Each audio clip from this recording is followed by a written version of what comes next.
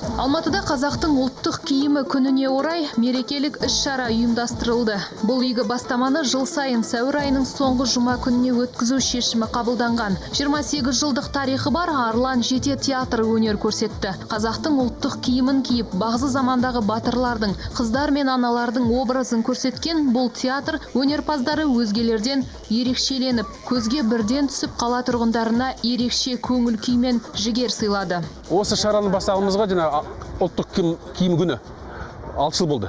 Ең маңызды сол маңыздысы. Біздің Қазақстан әрбір ұлт өзі киімі бар, өзі дәстүрі бар. Сол ұмытпасын деп. Мен ойлап тұрмын, осы мейрам болсын, осы не болсын, жылда-жыл өтіп, кісілер қосылып, ертең бір үлкен фестиваль болады деп армандаймын. Атаулы күн отандық жеңіл өнеркәсіпті дамытуға, ұлттық көркем стильді қалыптастыруға, туризм саласында да серпіліс беретіні белгілі. Жалпы ұлттық киімді киіп, оны сәнге айналдыруға ешкім қарсы емес. Ұлттық құндылықтарымызды жаңғыртуға қала тұрғындары да өз үлестерін қосуда. Мен Алматы қаласының тұрғынымын. Я жыл сайын ұлттық киім киіп, осындай мерекеге тойлатып шығамыз. Әрбір елде өзінің осындай мерекесі бар. Бір күн ұлттық киім киіп, ата-аналарына барады кірістерде. Японияда да солай бар. Біздің Қазақстанда болғанына тоже қуаныштымын өте.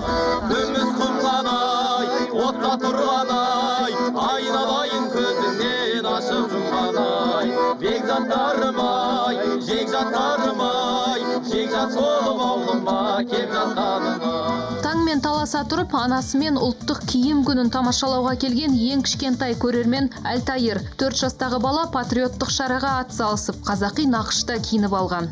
Ұлыма осы ұлттық дәстүрлерімізді дәріптеп, әртүрлі біздің киім-кешек костюмдарымызды көрсетейін деп, ерлер қалай киінген, жас қыздар қалай киінген, әжелеріміз қалай киінген, соны көрсін, білсін, танып, біліп жүрсін деп, өзімізше үлес қосайық деп осы мейрамға баламызды міне ұлттық киімге киіндіріп алып келдік. Ұйымдастырушылардың айтуынша, ұлттық киімді ұлықтайтын бұл күнді атап өтушілер саны жылдағыдан көп. Осындай іс-шаралар арқылы да халықтың рухани байлығы мен ел бірлігінің нығаюына үлес қосуға болады.